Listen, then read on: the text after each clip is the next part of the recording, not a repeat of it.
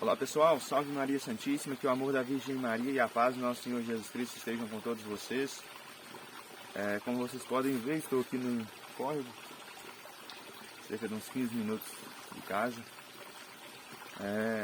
Recentemente eu assisti um filme super bacana, um filme que traz um conhecimento valiosíssimo para nossas vidas, e eu queria falar a respeito desse conhecimento, né, para vocês, a respeito desse ensinamento preciosíssimo, né? Vou falar um pouquinho da resenha do filme, né? E, consequentemente, falar desse ensinamento preciosíssimo, que eu tenho certeza que vai agregar valor para a vida de todos vocês. O nome do filme é O Todo-Poderoso. Eu já tinha assistido esse filme na minha infância, quando criança, e agora voltei a assistir de novo. O nome do ator do filme, o ator principal, é Jim Carrey, né, ator e comediante, um brilhante ator e também comediante.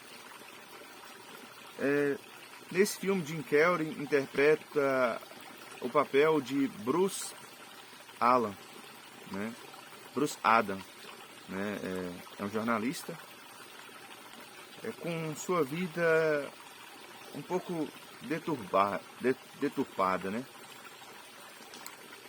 Segundo ele, né, na visão dele, a vida dele não estava muito bacana, né, com relação ao trabalho e com relação às outras questões também, principalmente ao trabalho, né. Ele já perto de completar seus 40 anos, jornalista, né, repórter, que sempre pegava as piores matérias, as piores reportagens, aquelas mais pacatas, né, e já insatisfeito com o seu trabalho, ali já estava com a idade de trabalho já avançada, insatisfeito com as condições que estava levando, né? Ele tinha um determinado colega de trabalho que disputava com ele, né? E sempre ficava com as melhores posições, com os melhores cargos, né? Ele mesmo tendo mais talento, né? Se esforçando bastante, mas ficava sempre lá embaixo, né? Ficava com os piores cargos, né? Na sua casa também as coisas não iam como ele queria, né? Ele tinha um relacionamento estável com sua namorada, os dois viviam juntos. Tinha um problema com o cachorro dele sempre fazia xixi dentro da casa. Ele fazia de tudo para que esse cachorro fizesse xixi lá na rua, mas não tinha jeito, ele não estava muito satisfeito também com o seu apartamento, né? Mas o principal problema dele, segundo ele, era com relação ao trabalho. Um determinado dia, com muito esforço, ele conseguiu uma reportagem ao vivo, né, lá nas cataratas do Niágara, né, lá nos Estados Unidos. Ele ia entrar ao vivo, né, coisa que quase nunca acontecia com ele, né. E ele estava super feliz, né, extremamente feliz.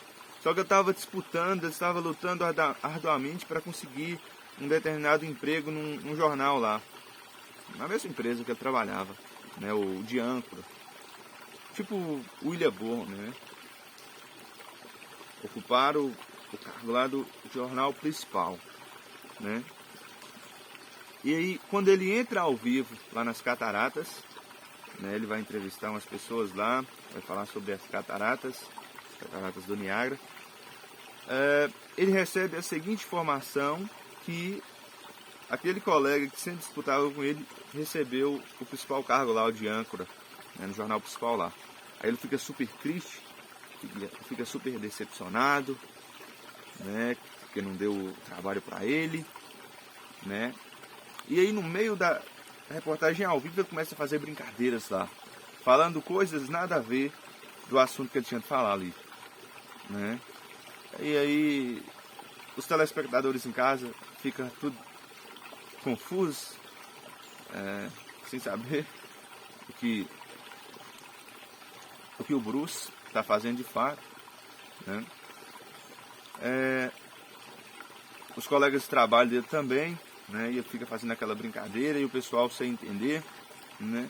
E logo após acaba aquela reportagem, ele é imediatamente demitido, né? manda ele embora literalmente. Aí ele, saindo da empresa ali quando chega ali no estacionamento para pegar o carro, ele encontra uns marginais querendo bater num determinado mendigo, que ele sempre cumprimentava quando ele ia trabalhar, né? Estava sempre ali nas ruas, né? Aí ele fala para aquele pessoal não bater nele, o que vocês estão fazendo, deixa ele em paz. Aí acaba sobrando para ele. Ele acaba apanhando ali, aquela gangue acaba zoando com o carro dele. Aí que ele volta para casa mais decepcionado, né? Cuspindo maribondo, né? Aí quando ele chega em casa, ele acaba discutindo com a sua namorada, né? Aí ele sai de carro lá pela noite, né? E para piorar a situação, ele acaba batendo no poste, né? E o carro fica todo arrebentado lá. Aí ele começa a falar com Deus: Deus, você mesmo existe. Começa a blasfemar contra Deus, né? Porque você não faz nada para mim e tal, né? Começa a resmungar, né? Aí ali, quando ele acaba a sua pseudo-oração, ele recebe um bip, determinado número lá para ele ligar. Bota esse bip no bolso e vai para casa, vai dormir. No dia seguinte, logo de manhãzinha, quando ele está na cama ainda, ele recebe esse mesmo bip. Aí ele ainda chateado, pega esse aparelho e joga na rua. Esse aparelho bate no poste e cai lá na rua, o carro ainda passa por cima, ele fica todo desmanchado. Aí pensa que não, ele vai lá na rua e esse aparelho apitando, né, mostrando o número lá. Aí ele fala assim, ele pensa assim, isso deve ser algum sinal, alguma coisa, né? Aí ele pega e vai lá e telefona aquele número que está constando o bip. Aí do outro lado uma voz diz assim: você está com problemas, no seu trabalho não está indo como você queria, as coisas na sua vida estão todas do avesso, eu tenho a solução, né? E, passa um determinado endereço para ele ir e ele vai, né? Fica curioso, né? Pensando que isso é uma brincadeira de mau gosto, e vai lá. Ele chega num determinado prédio, lá ele encontra Deus, encontra uma pessoa dizendo que é Deus, né? Deus entre aspas, né? E aí fala tudo a respeito dele, né? Das coisas que aconteceu até na infância dele, fala tudo, fala a respeito da oração que ele fez a pseudo-oração que ele fez na noite anterior, né? E fala que não gostou nada disso, né? E fala assim que precisa tomar umas férias, precisa tirar umas férias. Deus fala para ele que precisa tirar umas férias e quer passar o seu cargo, né? O seu emprego de Deus para ele, né? Aí ele acha isso tudo uma brincadeira de mau gosto e não entende muito bem como é que aquela determinada pessoa sabe tanto dele, né? Aí ele vai para casa, né? E no caminho de casa as coisas já começam a mudar. Tudo que ele pensa, tudo que ele deseja é concretizado, é realizado, né? E a vida dele começa a mudar completamente, né? Ele consegue recuperar seu emprego, ele consegue ter as melhores reportagens, tudo começa a melhorar. Até o emprego lá que ele tanto almejou lá de âncora, ele consegue alcançar, né? Tudo começa a melhorar na vida dele, tudo que ele sonhou, tudo que ele almejou, né? Só que por conta de alguma coisa que deu errado lá, um mal entendido, ele acaba perdendo a namorada, não por culpa dele, não por culpa dele, mas ele acaba perdendo a namorada. E ele começa a ouvir umas vozes também na sua cabeça, ele não entende muito bem o que é isso. Depois ele ouve de novo essas vozes e fica confuso. Ele vai falar com Deus, perguntar para Deus o que é essas vozes. Aí Deus explica para ele, isso são orações, são pessoas fazendo orações para você. E você tem que responder essas orações, né? E ele volta para casa e começa a responder essas orações. Ele usa alguns tipos de método lá para responder as orações, mas ele viu que estava muito lento, né? Eram inúmeras, milhares de orações chegando o tempo todo, né? Aí ele tem a ideia de responder essas orações por mensagem na internet. mas mesmo assim estava bem lento, né? Ele ia demorar uma eternidade para responder todas essas orações. Aí ele tem uma ideia de dizer sim para todo mundo, né? Qualquer tipo de oração que alguém fez para Deus, ele vai conceder, ele vai dizer sim, né? E a partir daí o filme começa a entrar, essa história começa a entrar num colapso.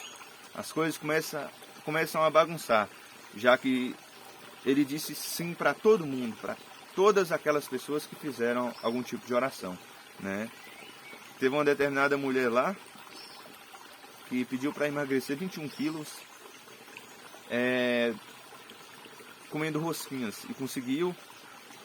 Outras 400 mil pediu em oração para ganhar na loteria e todas elas conseguiu ganhar na loteria, tanto é que teve que dividir o prêmio e, se eu não me engano, foi $17 para cada um, né? E as pessoas ficaram revoltadas, né? Por essas e por outros motivos também, né? Na vida de Bruce também as coisas não estavam muito bem, por conta que ele perdeu a namorada e por conta de outras situações. Mesmo ele tendo tudo aquilo que ele sonhou, exceto a namorada, as coisas não estavam indo bem, assim, interiormente na vida dele. Ele não estava feliz, ele não estava realizado, ele não estava plenamente feliz como ele gostaria. Quer dizer, plenamente feliz só lá no céu, né? Verdadeiramente feliz, né? Aí ele tenta voltar com a namorada, faz de tudo, né? Mas não consegue, dá vários sinais para ela, né? Mas ele não consegue, já que ele não pode mexer no livre-arbítrio. Aí ele vai falar com Deus. Ele diz para Deus que já não quer mais este emprego. Ele diz para Deus que está cansado de tudo aquilo. Sonho, né?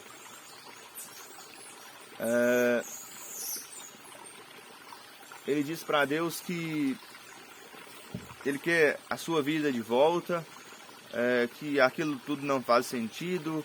E ele, passando por toda aquela experiência, ele pôde perceber que ele era feliz com aquela antiga vida. Ele era feliz e não sabia, ele só olhava para os pontos negativos, as coisas ruins que aconteciam na vida dele. Ele não conseguia ver as coisas boas. E depois que ele teve toda aquela experiência, ele começou a enxergar a vida com outros olhos, né? Aí ele devolve o emprego para Deus, ele se redime, ele se humilha, né? Se torna mais humilde, né? E consegue a sua namorada de volta, né? Ele fica super feliz, volta com seu antigo trabalho, né? Pegando aquelas reportagens com menos notoriedade, né? Aquelas reportagens mais pacatas, e é feliz, volta a ser feliz, né?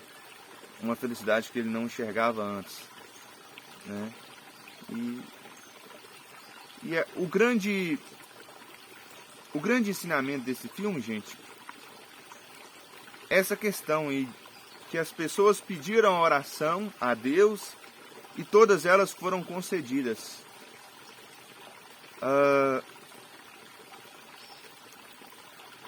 E por conta disso, tudo entrou em caos.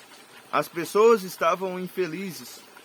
As pessoas estavam insatisfeitas com aquilo que tinham recebido. Elas achavam que aquilo, que se Deus concedesse aquilo que elas tinham pedido para Deus, elas iam ser felizes, elas iam se sentir realizadas, quando na verdade não foi feliz, não foi realizadas, né? É um grande ensinamento para nós, né? Nós muitas das vezes ficamos pensando assim, ó, eu só vou ser feliz quando eu conseguir uma determinada coisa. Eu só vou ser feliz quando eu conseguir aquele carro, aquele trabalho, quando eu me formar na faculdade, quando eu conseguir isso, aquilo, quando eu conseguir aquele determinado relacionamento, né? Quando eu for curado daquela doença, quando eu me tornar rico, eu vou ser feliz, quando na verdade não tem nada a ver, né? Deus sabe exatamente o que nós precisamos, né? Ele é o caminho, a verdade e a vida. Ele sempre existiu, Ele sabe todas as coisas. Ele é o ômega, Ele é o alfa. Ele é o princípio, Ele é o meio, Ele é o fim. Ele rege todas as coisas à nossa volta. Ele que nos conhece verdadeiramente. E, portanto, Ele que sabe o que é bom para nós de fato. Ele que nos conhece de fato. Nós achamos que nós nos conhecemos. Nós achamos que aquela determinada coisa vai ser bom para nós, né? Que vai nos edificar, vai nos tornar pessoas melhores, vai nos deixar mais felizes, mais realizados, mas quando na verdade nós não sabemos o que é bom para nós, é Deus que sabe, né? Portanto, quando nós formos orar, nós temos que pedir a Deus que seja feita a vontade dele, não a nossa vontade, né? Teve uma vez que os discípulos perguntaram para Jesus assim, qual é a maneira, como deveria orar. A Jesus diz assim, ó, orem assim: Pai nosso que estais nos céus, santificado seja o teu nome, venha a nós o teu reino, seja feita a tua vontade. Vou repetir, seja feita a tua vontade, assim na terra como no céu. O pão nosso de cada dia nos dá hoje, por aí vai, né? Olha o que o Senhor nos disse. Quando nós formos orar, que nós possamos pedir a Deus que seja feita a vontade do Senhor, não a nossa vontade. Porque a nossa vontade, muitas das vezes, né, se for a vontade da nossa carne, não vai ser bom para nós, né? A vontade da nossa carne só vai nos prejudicar. São Paulo vai nos dizer que a carne nunca pode agradar a Deus, de maneira alguma, de hipótese alguma, né? São João da Cruz vai nos dizer que nós temos 3 inimigos. O primeiro de todos, o que nos prejudica mais, o que nos destrói mais, o que ofende mais a Deus, é a vontade da nossa carne, né? É o nosso pior inimigo, é a nossa carne, né? O segundo é Satanás. E o terceiro é o mundo. Portanto, eu não posso fazer as minhas vontades. Eu tenho que fazer a vontade de Deus. Eu tenho que viver segundo a vontade de Deus. Nas minhas orações eu tenho que pedir aquilo que Deus quer para mim. Não o que eu quero para mim. Não o que a minha carne quer, né? Mas sim para o meu espírito. O que Deus quer para mim, né? Esse é o grande ensinamento, gente. Vocês perceberam que as pessoas, o filme, aquela sociedade que receberam sim, todas entraram num colapso, todas estavam insatisfeitas, estavam tristes, estavam numa situação pior do que estava antes, né?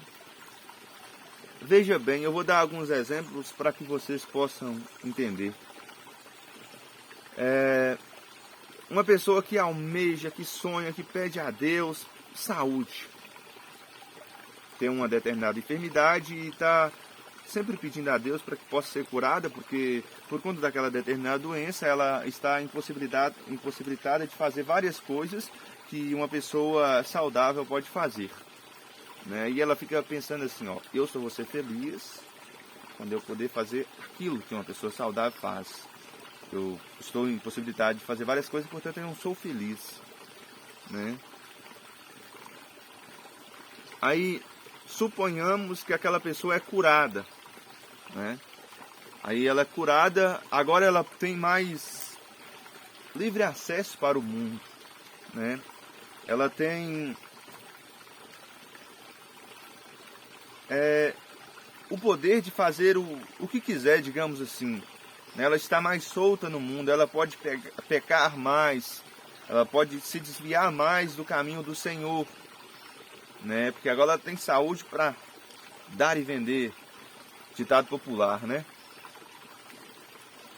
E aí, Deus sabendo disso, Deus não cura ela, porque ela curada, ela vai caminhar a passos largos para o inferno. Ela vai desagradar Deus mais. E isso muitas das vezes vai condenar ela. Eu não estou aqui generalizando, gente. Estou falando assim, Deus não concede saúde para determinadas pessoas por conta disso. Mas existem casos, né? Existem casos e casos, né? Vamos para outro exemplo, uma pessoa que almeja, uma pessoa que sonha, uma pessoa que luta arduamente para conseguir ser rica financeiramente, que trabalha de dia e de noite e nunca consegue, né? Ela anda na justiça para que Deus possa abençoar, mas nunca consegue. Quando ela consegue, começa a crescer financeiramente, começa a conquistar alguns ativos e pensa que não, ela cai de novo, né? Ela volta lá para a estaca zero, né? Ela fica decepcionada com Deus e tal, e sem entender, mas por que Deus faz aquilo? Por que Deus não abençoou, né? É por conta que muitas das vezes, muitas pessoas, volto a dizer, não estou generalizando, a gente tem caso e tem caso, né? Muitas das vezes, quando aquela pessoa se torna rica, financeiramente falando, ela começa a passar por cima até dos seus próprios escrúpulos.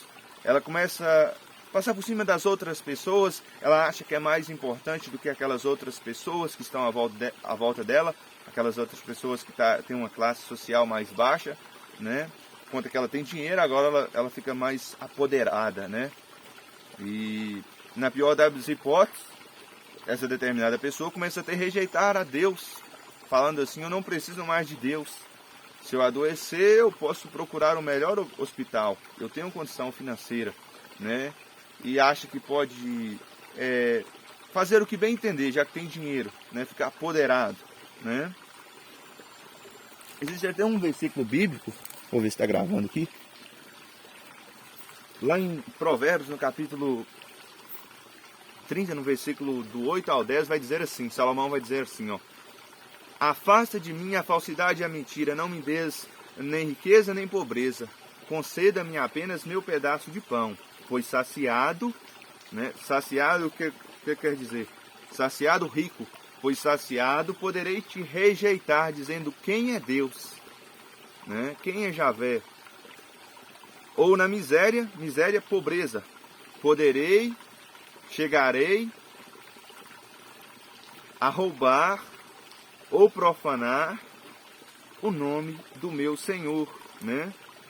Então, portanto, é importante estar com o pé no chão, gente, né? No Evangelho de São Mateus vai falar assim, ó, lá no capítulo 6, no versículo 33: buscar em primeiro lugar o reino de Deus e sua justiça, e tudo será acrescentado por acréscimo, né? Então, não tem nada de errado ser rico, mas antes de ser rico, procure primeiro o reino de Deus. Procure saber se de fato aquilo é vontade de Deus, se aquilo vai te edificar, se você precisa de fato daquilo, né? É de suma importância, gente, nós vivermos o primeiro mandamento: amar a Deus sobre todas as coisas, buscar o Senhor em primeiro lugar, consequentemente nós buscarmos a outra coisa, se for a vontade do Senhor, né? Nas nossas orações pedir aquilo que o Senhor quer, né? É um grande ensinamento para nós esse filme, gente. Traz um ensinamento valiosíssimo, né? Nós buscarmos aquilo que o Senhor quer na nossa vida, na nossa oração, porque aquilo que o Senhor quer para nós que vai ser bom, né? Que vai nos edificar, que vai nos deixar realmente felizes, que nos vai levar para a salvação, né? Muitas pessoas conseguem fama, conseguem muito dinheiro, muitas mulheres, mas por dentro há um vazio, né? Elas não estão plenamente realizadas, né? Já aquelas que, muitas delas que vivem ali com uma vida muito simples, muito pacata, passando dificuldade em determinadas questões, são realizadas, são felizes, né? Volto a dizer, não tem nada de errado ser rico, buscar ficar rico, buscar bens materiais, buscar se melhorar em umas determinadas questões, fazer uma faculdade, enfim, não tem nada de errado nisso, mas é importante fazer isso com muito pé no chão, certificar se de fato é a vontade de Deus, né? A vontade de Deus tem que ser a primícia da minha vida, né? Nós temos que viver o primeiro mandamento com muita intensidade, né? Senão as coisas começam a ficar desordenadas, como aconteceu com o pessoal desse filme, né? Então é isso, gente. Espero que vocês compreenderam. Espero que vocês levem essa mensagem para suas vidas e assistem um filme, né? O filme é bacana, né? É um filme de comédia, um filme de romance que traz esse ensinamento valioso. Valeu, forte abraço, até mais.